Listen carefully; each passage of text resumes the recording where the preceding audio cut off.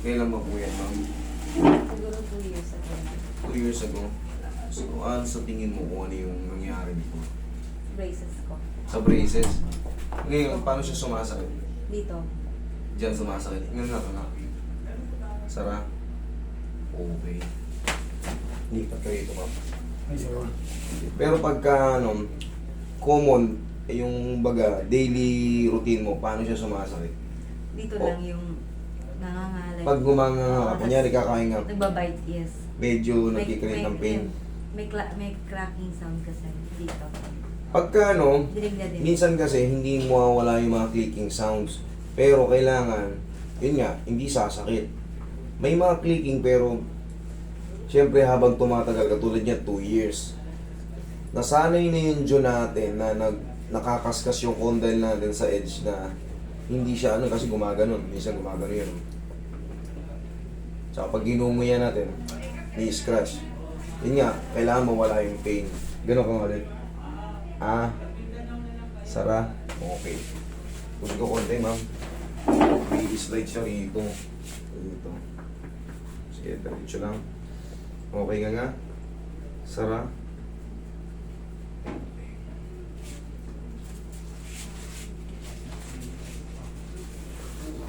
Mukhang foreigner to si mama. Okay. Nga nga. Dahan-dahan, sara. Sombrero to. Meron yun. Sombrero. Sombrero. Nga nga. Baka nasa kotse nila. Well, dahan-dahan, sara.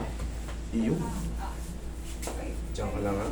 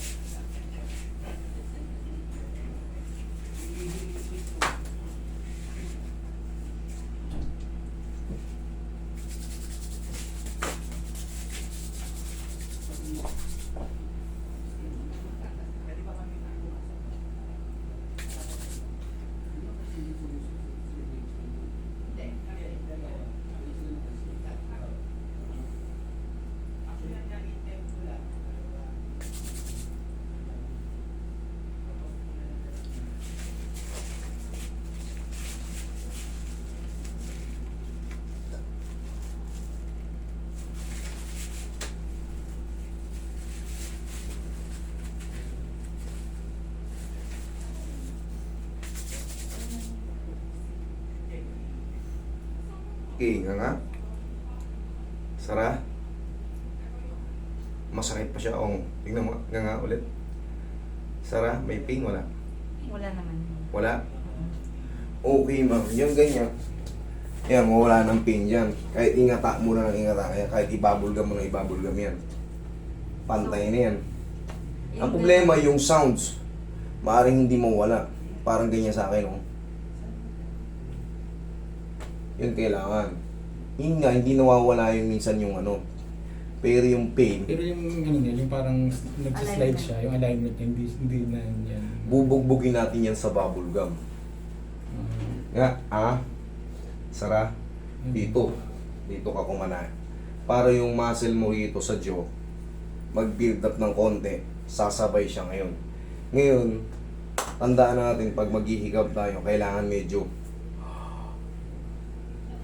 para hindi siya mag-lock. Nangyari na ba sa inyo yun minsan? Parang kulang yung nganga mo. Parang naglalak. Sumasabit na kasi. Dito ka ngayon, dito sa part ng kaliwa. Kasi, sa bawat ano, kahit lumipat kayo ng ano, or magpa-check kayo sa ano, kahit sa abroad puro bubble gum yung nire-reseta. Chiclet, o ano bubble gum, anong tawag yung dito mo nang nguyan para makahabol yung muscle dyan sa jaw. Pag naging strong yung muscle mo rito sa kaliwa, sasabay na yun, mababawasan yung popping clicking. Ang tawag dyan, popping clicking sounds. So normal to. O, Bakit masakit? Hindi naman, pero parang dito kasi late yung meron siya ano. magiging normal na po yan. Ngayon nga, marirecover pa yan pag binugbog mo ng bubble gum. Kasi yung jaw natin, pag araw-araw sa unang pagkakataon, mangangawit ka. Pero, para ka na nag-gym sa una, kinabukasan, ang sakit. Pero sundan mo, Tapos magbibuild na yung muscle mo. Ganun din sa jaw, may muscle din kasi dito. Pag nag-ano na yan, pagka katagalan, yan, mababawasan na yung ano. Sa akin kasi meron na rin ganyan, parang naggagano, no? Ayun, pipitik. Pero, dati may pain ng konti, pero siyempre kaya kong i-align yung sarili ko eh. Na-adjust ko. Pinutulak ko yan paggising sa umaga. Minsan pag kumakain din ako, hindi ako pwede yung gano'n eh, yung, uy, pagkain. Ganun gagad, hindi. Ginagano pa yun minsan, no? Para sumayaw. Kasi pag minsan natutulog tayo, natatagilin. Para bumaba yung dyan natin pag maluwag. Ngayon nga, mama, ang pinaka-technique dyan, pag hihikab tayo, kahit pa paano nakababato.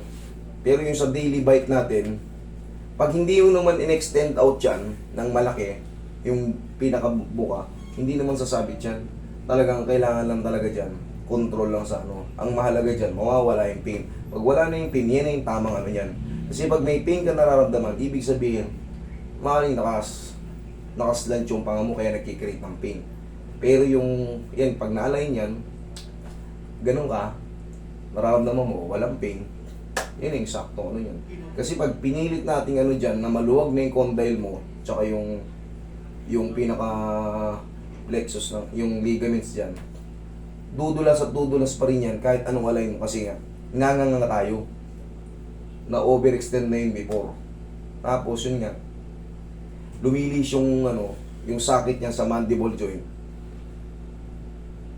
Hindi makabalik, kaya sumasakit. Ngayon na-adjust, nakabalik na siyang ganun. Nga, ha?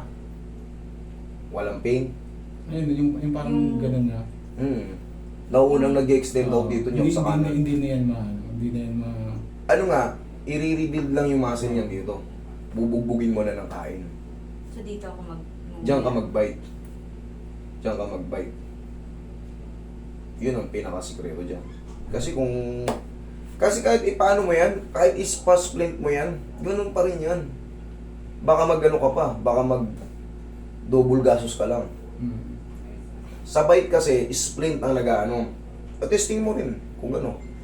Ang mahalaga kasi para sa akin yan, mawala na yung pain. Katulad yan, kung walang pain, nahinganga mo na. Para sa akin, yun na yun. Kumbaga, ayan, katulad yan, may brace ka. Akala mo, makakatulong yan. Pero kung, yun nga, once it apart ka, o kaya may mga sungki ka, the best yan. Mas the best talaga, braces. Kasi, yan talaga magsasalansa ng mga ngipin natin eh.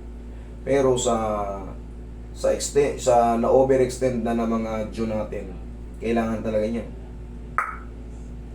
Gaganunin. Tapos yun nga, bubugbugin lang ng ano yan. Bubble gum. Daily ka magbabubble gum. Para kang kambing pang samantala sa una.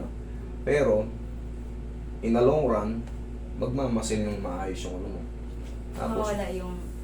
mababawasan lang yan, pero hindi na yung mawawala kasi nga may scratch na yung ano yan.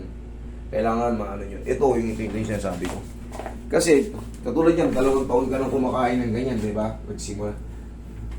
Gumaganyan yun na, eto na mabawasan to, napuputput. Ngayon sa kabila, hindi. Ngayon, inaputput na yan, yung muscle, ang makakatulong dyan, muscle dito sa jaw. May muscle kasi tayo sa panga. Pero proportion naman yung face mo, hindi naman. Hindi siya Hindi katulad yung asymmetrical na, o ganun eh. Oo. Kita-kita talaga yun. Sa'yo, hindi naman. Dadayain na ng konti yan, maglalaman na ano yan. Once kasi yung muscle mo sa jaw ay magandang ano, kumbaga strong siya. Hindi siya mag-ano. Hindi siya gaganyan, no? Pantay naman. Tignan mo sa salamin tsura, gano'n ka. Ngayon, pantay naman. Tsaka yung diretso ng ano mo. Hindi naman siya mukha talaga ano. Nauuna na ng konti. Nauuna na ng konti. Pero walang pain. Wala nang pain. Wala naman. Wala na. Yan na. Pero dati, meron. Wala. Oo, ngayon wala. Oo. Ma'am, yan na po yung pinaka ano yan, adjustment. Bugbugin mo na lang ngayon dito na ano. Pero ka, kaya naman. Tsaka, mag-proportion naman yung mukha niya eh. Hindi naman talaga yung ano, talagang bukol. Hindi. Kita, ikaw, yung nakakita mo naman. Hindi naman. Okay naman, proportion naman ma'am. Wala kang dapat ikaw o Pero yung sa kanya, yung pag-bite niya na nagsa-slide, okay. Marirecover nga yun sa ano, Dun. pag naging strong muscle yung jaw mo.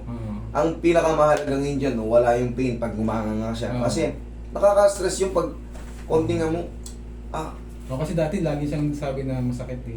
ngayon, no, na-adjust natin, wala nang pain. So, yun na po yung pinaka, yan. Okay, ma'am? Sir, ito mag-i-stay na tong ganito. Hindi, mababawasan yan habang, Dito na ako kakain. mm Oo. Okay? Sige po. Thank you. Thank you.